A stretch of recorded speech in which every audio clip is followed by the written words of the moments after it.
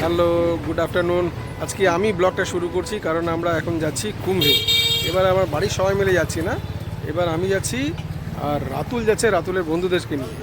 সেই জন্য আমিও রাতুলের সাথে জুড়ে গেছি, যেহেতু কুম্ভে যেতে গেলে দল লাগবে আর আমি দল পাচ্ছিলাম না, সেই জন্য আমি রাতুলের সাথেই জুড়ে গেছি। যাই হোক, আমরা আমাদের কুম্ভ যেখানে আমরা যাব, যেখান থেকে যাব সেই স্পটে আমি উপস্থিত হয়েছি। এখন রাতুল আর রাতুলের বন্ধুরা সমস্ত লাগেজপত্রগুলো গাড়ির উপরে ওঠাচ্ছে, তোমরা দেখতেই পাচ্ছ।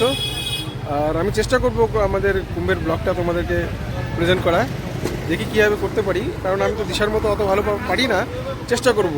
তবে এই যে আমাদের গাড়ি, দুটো গাড়ি আছে আমাদের, সবাই মিলে আমরা দেখো এখন উপরে লাগেজগুলো ওঠানো হচ্ছে, আমার পেছনে দেখতেই পাচ্ছ।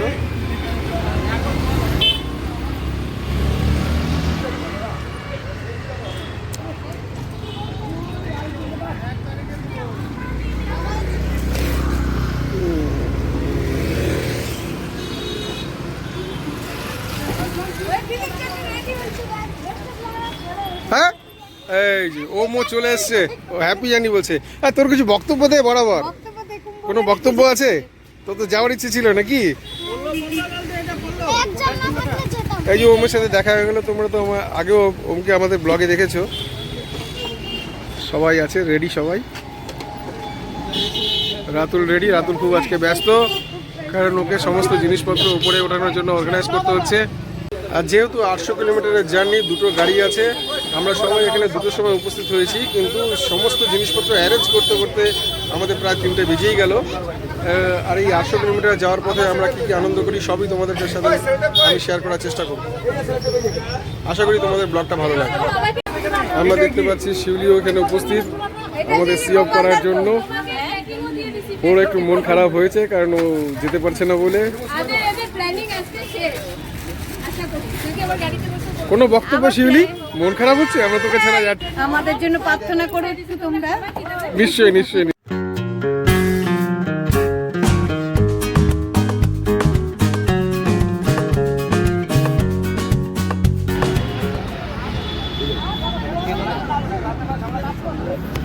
তাও খাইতে পারিনি ভাত থেকে।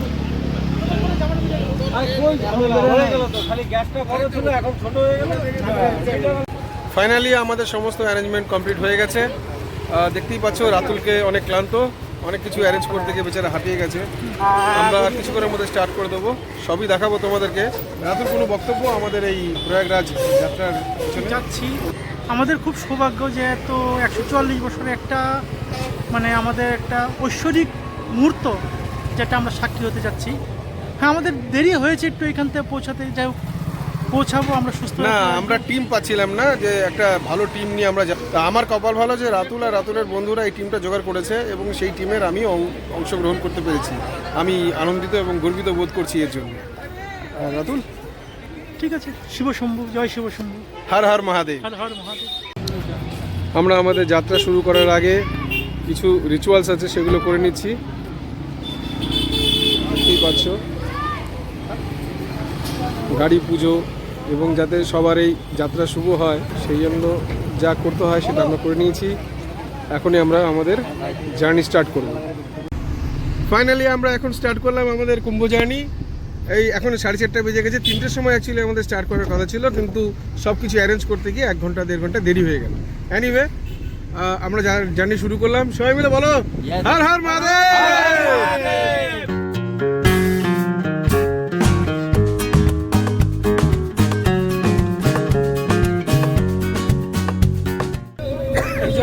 আমরা সবাই পেছনে বসেছি, এখানে আমরা 3জন, পেছনে রাতুল আছে, আরেকজন প্রায় ঘুমিয়েই পড়েছে, সামনে ম্যাডাম আছেন। ম্যাডাম, ও ম্যাডাম, হাই করতে হবে। হাই।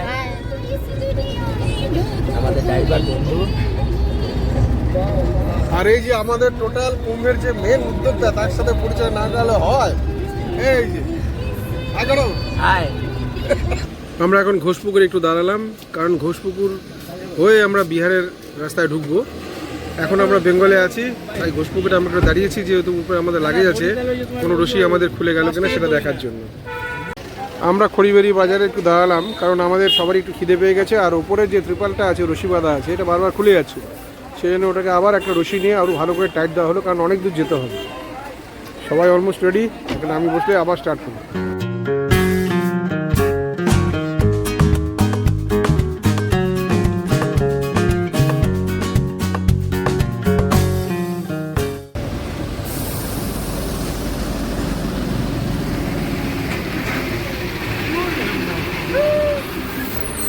আমরা ঠাকুরগঞ্জে একটু দাঁড়ালাম, কারণ সবার একটু চায়ের তেষ্টা পেয়েছে। সবাই একটু চা খেলে আবার এনার্জিটা ফিরে আসবে। রাতুল কি বলো, হয়ে যাক চা? অনেকক্ষণ মানে গাড়িতে ছিলাম তো আমরা। হ্যাঁ অনেকক্ষণ, মানে শিলিগুড়ি থেকে ঠাকুরগঞ্জ আধা ঘন্টা, মানে আমরা অনেক ক্লান্ত হয়ে গেছি। তাই সবাই এখন চা খাওয়ার জন্য এখানে এসেছি।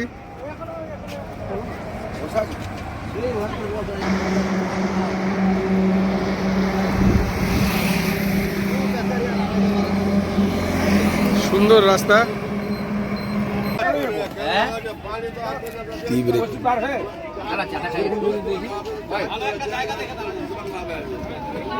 আমাদের সবার চা খাওয়া হয়ে গেছে, এখন সবাই আবার গাড়িতে বসছি, প্রয়াগের উদ্দেশ্যে রওনা হচ্ছি। আলোচনা হয়ে গেল মাঝে কোথাও আমরা রান্না করব, যেটা খিচুড়ি হবে। এক এক করে আমরা রওনা হচ্ছি। আমাদের এই গাড়ি রওনা হয়ে গেল, আমি পেছন গাড়িতে আছি। যাওয়া যাক তাহলে, আমিও গাড়িতে বসি, বাকি সব বন্ধুরা আমার জন্য অপেক্ষা করছে।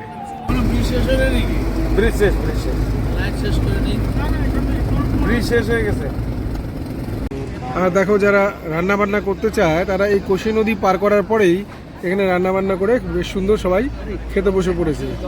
আমরাও প্ল্যান করছি কোথায় দাঁড়ানো যায়, কোথায় আমাদের রান্না বান্না করা যায়। আমরা এখন পৌঁছে গেছি আসানপুরে, আর এখানে আমরাও চিন্তা করে নিলাম যে রান্না বান্নাটা এখানেই সেরে নেবো, কারণ এরপরে আমরা আর রান্নার স্কোপ পাবো না। সেই জন্য আমাদের গাড়ি থেকে সব কিছু নামানো হচ্ছে। এখানে কি রান্না বান্না হবে রাতুল? এখানে সেদ্ধ ভাত রান্না হবে। প্রথমে তো বলা হয়েছিল খিচুড়ি, কিন্তু পরে এখন সেদ্ধ ভাতে কনভার্ট হয়েছে। এখন মেনু ফিক্স করা হলো সেদ্ধ ভাত। এই সেদ্ধ ভাত খেয়েই আজকে আমাদের রাতে থাকতে হবে, কারণ রাস্তায় এভাবে অনেকগুলো পদ তৈরি করা অসম্ভব হয়ে পড়েছে। তাই সেদ্ধ ভাতটাই এখন আমাদের একমাত্র রাতের খাবার। টেনশন নিচ্ছিলাম গ্যাসটা জ্বলবে কিনা, অনেক চেষ্টার পরে আলটিমেটলি গ্যাস জ্বললো। আমাদের রান্না চাপবে কনফার্ম। রান্না ঠাকুরের মুখটা একটু দেখতে চাই আমরা। বিশাল এক্সপিরিয়েন্স নিয়ে আছে সহকারী, এই যে উড়িষ্যা থেকে আনা হয়েছে রান্না ঠাকুরগুলো। Mister Ratul Mishra, mister Ratul Mishra, menu সম্বন্ধে একটু বলতে হবে। মেনু কি কি আছে আজকে? খিচুড়ি, সাম্বর, চাটনি, লাস্টে পায়েস আছে। ও আচ্ছা, পায়েস আছে। আর পায়েসটা না পাওয়া গেলে রাতুলের সাথে আমাদের আলাদা হিসাব আছে। যতক্ষণ রান্না বান্না হচ্ছে ততক্ষণ আমরা এই মুড়ি খেয়ে, মুড়ি চানাচুর খেয়ে টাইম পাস করছি। আবার কয়েকজন সাথে কুচি কুচি মূলো দেওয়ার ব্যবস্থা করছে। আলু সিদ্ধর জন্য আলু ছুলে একেবারে এখানে দেওয়া হচ্ছে। এই যে রাঁধুনি, রাঁধুনি না,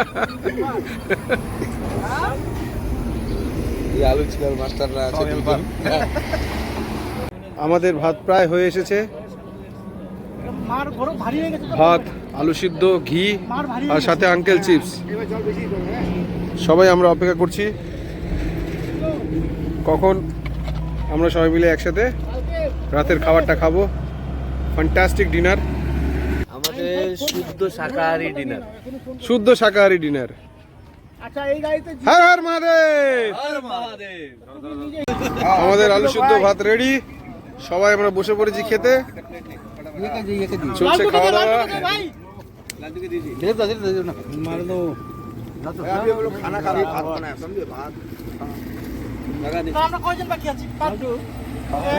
আমি, পাপন, তুই, ওদিকে বাগা।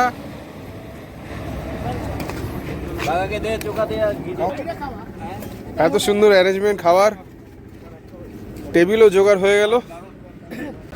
আমাদের সবার খাওয়া দাওয়া হয়ে গেছে, আর তোমাদের তো দেখালামই আমরা কি খেলাম। সুন্দর আলু সিদ্ধ ভাত ঘি দিয়ে।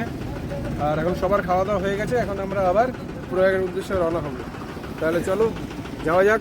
বাকি বন্ধুরা আমাদের সব কিছু গুছিয়ে নিয়েছে, বাকিটা রাস্তায় যেতে যেতে কথা হবে, কিংবা প্রয়াগ পৌঁছে কথা হবে। আমরা এখন মুজফ্ফরপুর পৌঁছে গেছি, আর মুজফ্ফরপুর পৌঁছেই আমরা একটু চা খাওয়ার জন্য দাঁড়িয়েছি, কারণ সবার একটু এনার্জি ফিরে পাওয়ার ব্যাপার আছে। আমাদের ড্রাইভারও চেঞ্জ হবে, যেহেতু শিলিগুড়ি থেকে একজনই আমাদের অনেকটা দূর মুজফ্ফরপুর পর্যন্ত নিয়ে এসেছে, আর মুজফ্ফরপুর থেকে আমরা আমাদের ড্রাইভারও চেঞ্জ করছি। চা চাই, চা, এনার্জি ফিরে পাওয়ার জন্য। হ্যাঁ, ঘুমের চোখ টোক খুলে আছে রাতুলের, হবে না কেন? আমার রাতুল সামনে বসতে হবে তো তাই। ও এখন রাতুল গাড়ি চালাবে, ঠিক আছে। স্টিয়ারিং আমাকে দেখতে হবে, উপায় নেই। রাতুলকে এখন অনেক বড় দায়িত্ব নিতে হবে। চা দিয়ে চিয়ার্স।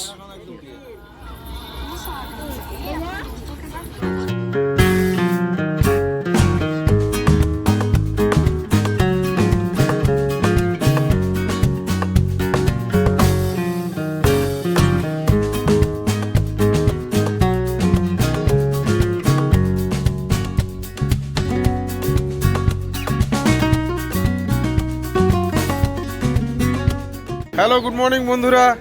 Good morning. এখন সকাল 6:30 বাজে আর আমরা পৌঁছে গেছি কুশীনগর। কুশীনগর থেকে অযোধ্যা খুব কাছেই, সেই জন্য আমাদের প্ল্যানটা একটু চেঞ্জ হয়ে গেছে। আমরা আগে অযোধ্যা রাম মন্দির দর্শন করব এবং রাতে আমরা প্রয়াগের উদ্দেশ্যে রওনা হব এবং আমাদের পুণ্য স্নান যেটা বলে সেটা আমরা কাল করব। এখানে আমাদের বন্ধুরা সবাই ফ্রেশ হয়ে নিচ্ছে, সবাই একটু চা খেয়ে নিচ্ছে, কারণ অনেকটা পথ আমরা পাড়ি দিয়েছি।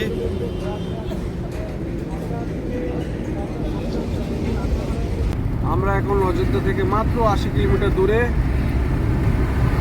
আমরা কিছুক্ষণ পরেই অযোধ্যায় এন্টার করে যাব। এই আমরা সবাই বসে আছি, গোপালদা, সবাইকে দেখো, সবাই ক্লান্ত অ্যাকচুয়ালি। এখন সারা রাত্রি জার্নি করার পরে সবাই একটু ক্লান্তই হয়। দেখা হচ্ছে অযোধ্যায় গিয়ে।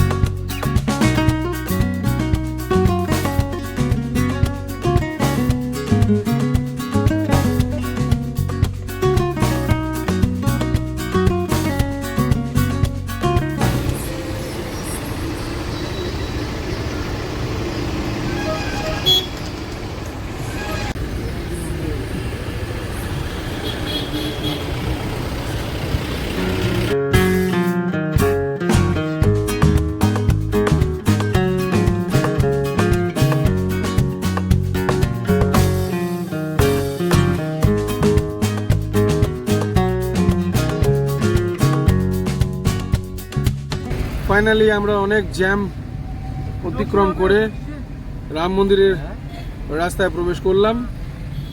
দেখি এখানেও যদি জ্যাম আমরা পাই তাহলে একটু সময় লাগবে, না হলে আমরা ঠিক সময়ের মধ্যেই রাম মন্দির দর্শন করতে পারবো, আশা রাখছি এটাই।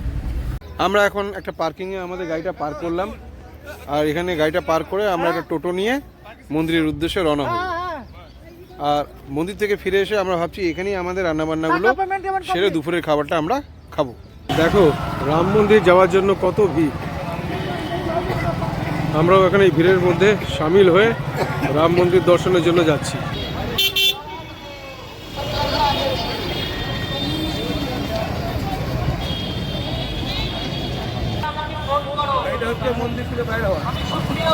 মন্দির আছে, আমরা সবাই রওনা হয়ে গেছি মন্দিরের উদ্দেশ্যে। এখন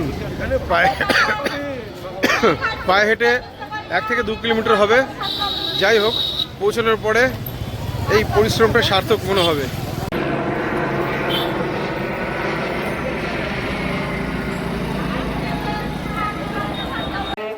कुमार धर्मशाला में पहुंचे हुए हैं। गोपीनाथ मालिक और नवो कुमार मालिक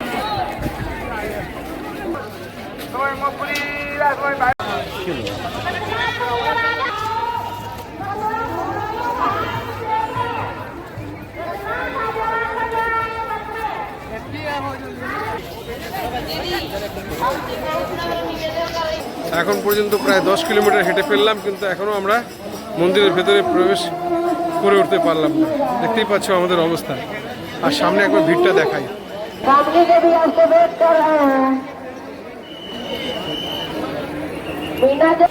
রাম মন্দিরের গেট পেতে এখন অনেক দেরি।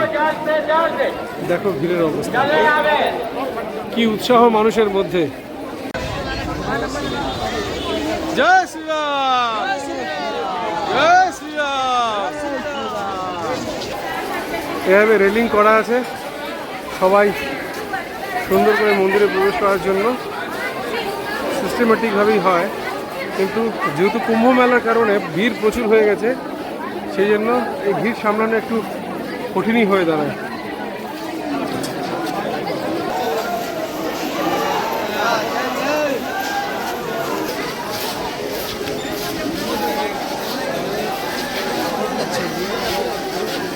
ঢুকতে ঢুকতে আমাদের ওয়েলকাম করার জন্য দাঁড়িয়ে আছে শ্রীরামের পরম ভক্ত। আমরাও ছাড়িনি, অনেক কষ্ট হলেও অনেক পরিশ্রম হলেও আমরা পৌঁছেই ছাড়বো। জয় শ্রীরাম।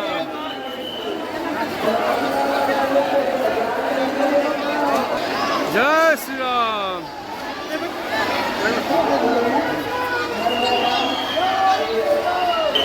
জয় শ্রীরাম। আমরা পৌঁছে গেছি রাম মন্দিরে। এখনো কাজ চলছে, সম্পূর্ণ কমপ্লিট হয়নি, আমরা দেখতেই পাচ্ছি।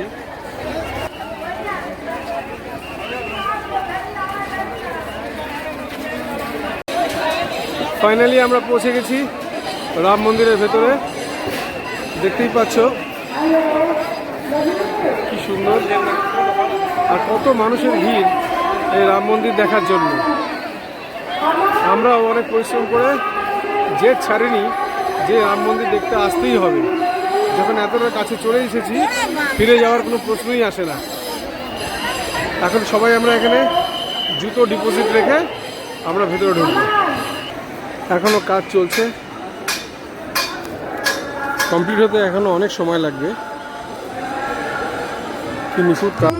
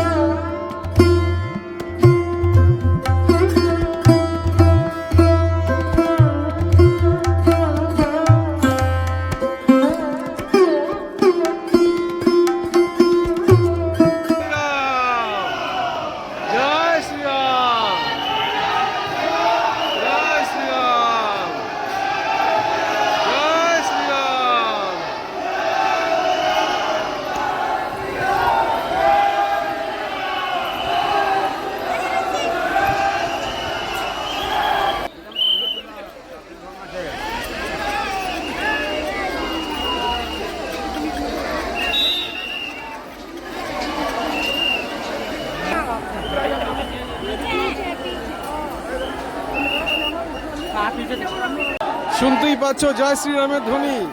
এত লোকের ভিড় আর একসাথে জয় শ্রীরামের ধ্বনি, কি ভীষণ ভালো লাগছে।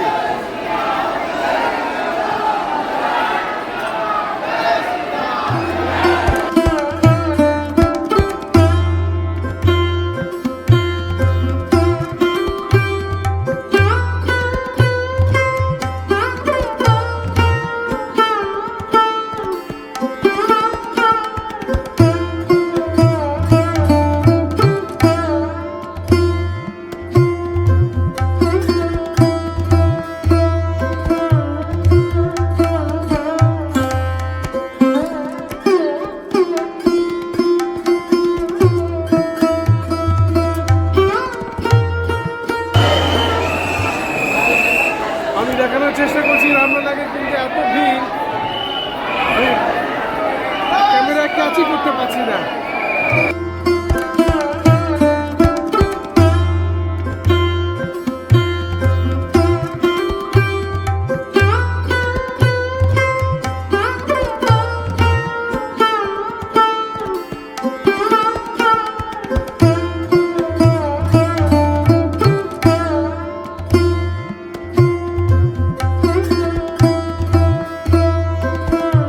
মানুষের এনার্জি আর বিশ্বাস দেখুন, কত ছোট বাচ্চা নিয়ে কীভাবে এই ভিড়ের মধ্যে লোকে হেঁটে বেড়াচ্ছে। আমাদের রাম মন্দির ঘোরা হয়ে গেছে, অসম্ভব ভিড় আর অসম্ভব পরিশ্রম করে আমরা অ্যাটলিস্ট রাম মন্দিরে রামলালাকে দর্শন করতে পারলাম। আমরা আবার আমাদের স্ট্যান্ডে ফিরে এলাম আমাদের গাড়ির কাছে। এখন আমরা প্রয়াগরাজের দিকে রওনা হব। তাহলে চলো, দেখা হচ্ছে আবার গিয়ে প্রয়াগরাজে।